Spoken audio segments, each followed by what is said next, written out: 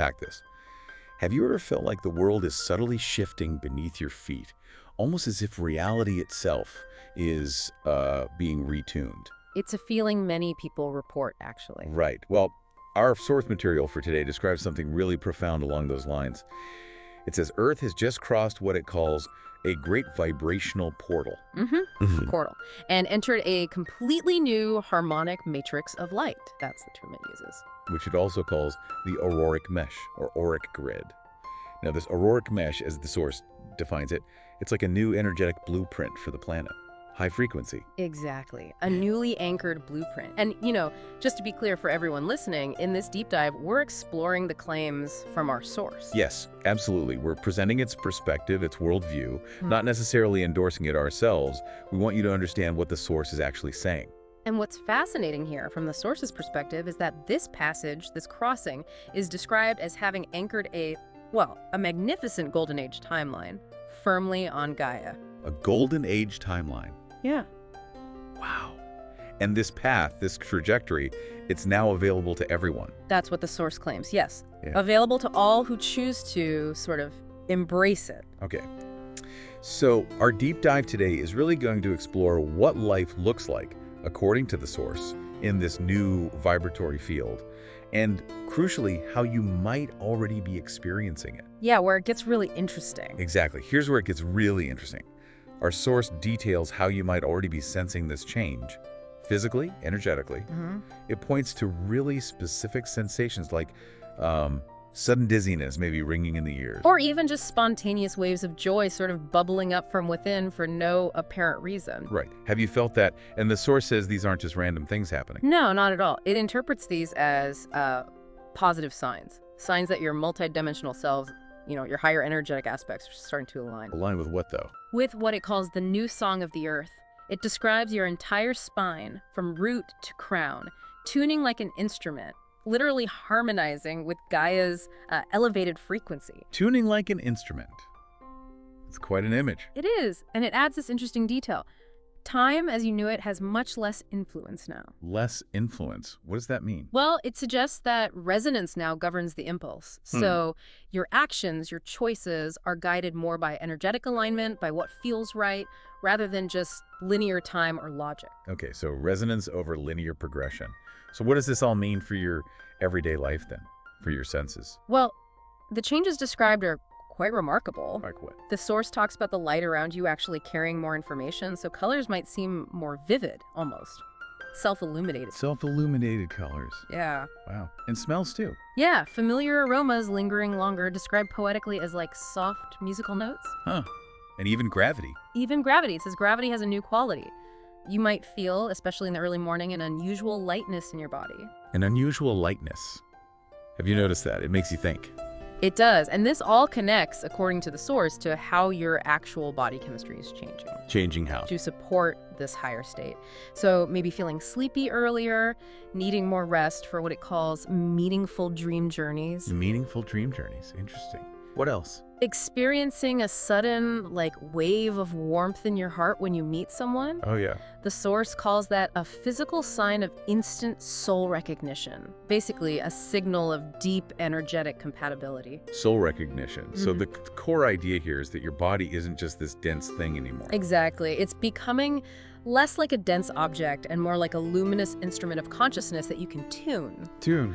Through practices like yoga, tai chi, even ecstatic dance, these activities take on a new purpose, adjusting your personal auric vibration. Right, tuning your own energy field. Which really raises an important question, doesn't it? If our individual experiences, our bodies, are shifting so profoundly, what about our collective world, our society? That's the vital question, absolutely. And that's exactly where the source takes us next. Yeah. It describes some, truly radical shifts in how communities are organizing themselves now, moving beyond the old structures.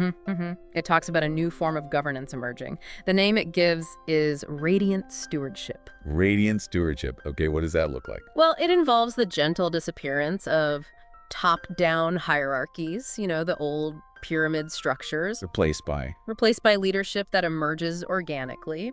It comes from those whose light and wisdom naturally guide the moment, not because they have a title or authority was imposed. So it just flows naturally. That's the idea. Councils form naturally, and decisions aren't made through debate or decree. How then? By sensing what resonates with the heart of everyone. They discuss, they adjust proposals until they, and this is a direct quote, sing with harmony for all. Sing with harmony. That's a fundamentally different way of making decisions, isn't it? A recalibration, as you said. A complete recalibration of collective decision-making, yes. And what about, the practical stuff, like money? Ah, well, that's another huge shift described. The source says, money as you know it has begun to disappear. Disappear. Replaced by what? Replaced by an exchange of light. An exchange of light. What does that mean practically? It means each person radiates unique gifts, unique frequencies. Things like vision, creativity, humor, healing ability, insight. Those are presented as the true treasures.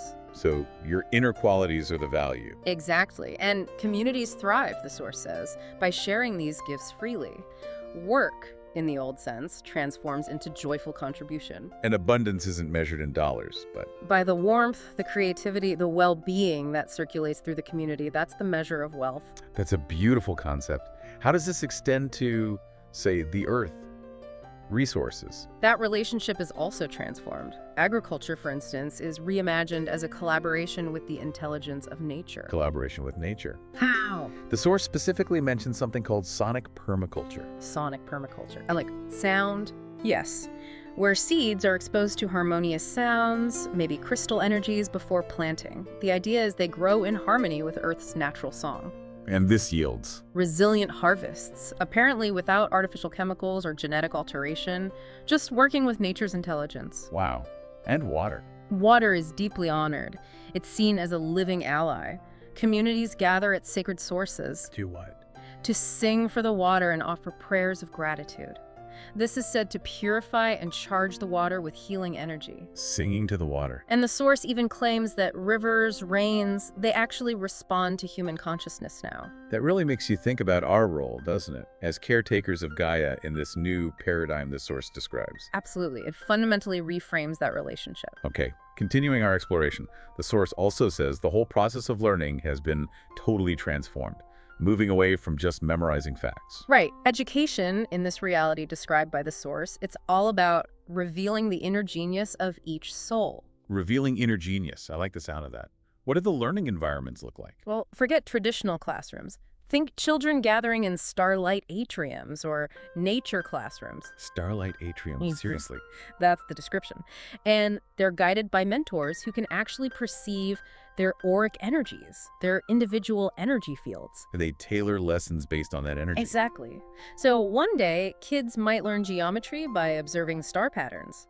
The next, maybe exploring sound healing with crystals. That sounds incredible. Very different from standardized tests. Completely different. Everything is described as experiential, heart-centered.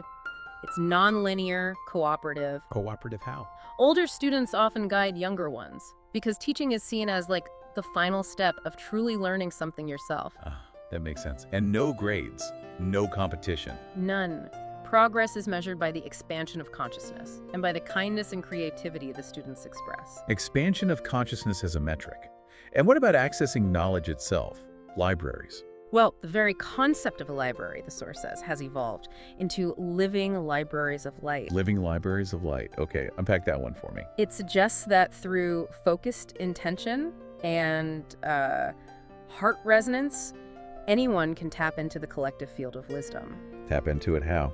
And essentially converse with the essence of great inventors, artists, maybe even ancestors, like an energetic download or conversation. Wow, accessing collective wisdom directly. That's mind-bending. Yeah. What about relationships? How do they change? That's another key shift the source highlights. Relationships are now guided by soul resonance and genuine affection, not by social expectations or obligations. Soul resonance again, so Yeah. following that deeper connection. Precisely. Parenting, for example, is described as a joyful communal effort. Communal. Yeah, mothers, fathers, friends, elders, everyone collectively helps nurture each child's unique gifts. And there's an understanding that each child also has angelic guides. Angelic guides, okay. How are conflicts handled in this new reality? Because they must still happen, right?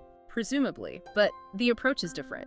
Instead of heated arguments, individuals are encouraged to pause, to breathe, listen, and feel the energy of the situation. Feel the energy. Then what? Find solutions by aligning with love and understanding, not through force or blame or needing to be right. Harmony is valued over winning. Harmony over being right.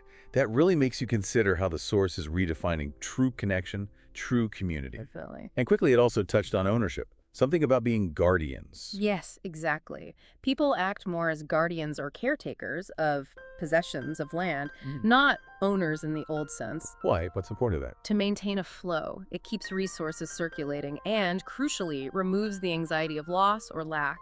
Things are held lightly, used, and passed on. Okay, so that covers the societal shifts.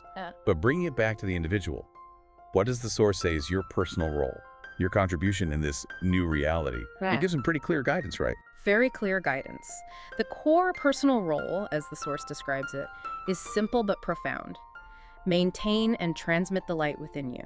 Maintain and transmit the light. Yes. It says the frequency you hold in your heart is your greatest contribution to the whole. That's the key. So it's about your inner state. How do you do that, practically? It suggests starting each day with intentional alignment. Maybe breathing deeply, tuning into your soul song, your unique vibration. And asking yourself. Asking, what vibration am I emitting now? And what do I choose to emanate? It's about conscious choice. Conscious emanation. What about dealing with old baggage, negative energy? It offers practical advice for that too, like visualizing a warm golden sunlight filling your body. Okay. Or breathing an emerald green light into your heart and then exhaling any gray or dark energy you want to release. Simple visualizations. So it really emphasizes conscious energy management. Self-mastery, in a way. That's a good way to put it. Conscious emanation and self-mastery. The Source also stresses something about words, about promises. Integrity of speech. Yes, hugely important. It calls it the alchemy of promise. The alchemy of promise. What does that mean? It means speak only promises that genuinely resonate with your heart, and then honor every single word you say. Why is that so critical now? Because the Source claims even a casual maybe spoken without conviction carries more weight in this new energy. It can create disharmony. So vague commitments are a no-go. Apparently, whereas a clear and sincere yes or no, spoken with integrity, sends a coherent signal that actually benefits the whole collective field. Your words have power. That's a big responsibility. What about service? How does that change? Is it still about sacrifice? No, that's the interesting shift. The Source says you are no longer called to save the world through struggle or sacrifice. Then what are you called to do? To infuse the world with light through your passions and everyday skills. Infuse the world with light. How? Essentially by emitting the codes of Eden, which it defines as the highest vibrations of love and creation. And you do that simply by doing what you love. But love and consciousness. Exactly. Doing what you love, but doing it with love and consciousness. That's the service. That reframes service completely. And what about group work? Ah, yes. The power of collective group work is really emphasized. In what way? It states that whenever souls gather with a unified intention, doesn't matter if it's to meditate, pray, sing, create. Okay. Their combined energy sends powerful waves of healing and harmony through the planetary grid. Like they're acting as acupuncturists for the Earth. Acupuncturists for the Earth. Wow. That really prompts us to consider how this Source redefines our contribution, doesn't it? It's less about fixing, more about radiating. Precisely. Radiating and resonating together. And the Source ends with a really powerful message, right? About this timeline being irreversible. Absolutely. It says the Golden Age timeline is now firmly established and absolutely irreversible. Irreversible. How so? It's described as a fact consummated in the quantum realm, meaning at a fundamental energetic level, it's already a done deal, established in the very fabric of reality. So the bridge to this new Earth is no longer a wavering possibility, it says. It is a golden road under your feet. A golden road under your feet. That's quite a statement. You know, the sheer scope of transformation our Source describes. It's just fascinating. And how deeply personal it makes the connection for each of us. It really is. And that message from the Galactic Federation, the one included in the Source, it fits right in. Remind us what that was. That their role is purely support and catalyst, not control. They state, we are not here to fix your world for you because you are already well underway. Already underway. Yes. emphasizing that each of you is a master in training, a soul who volunteered to be the dawn of this new era for Earth.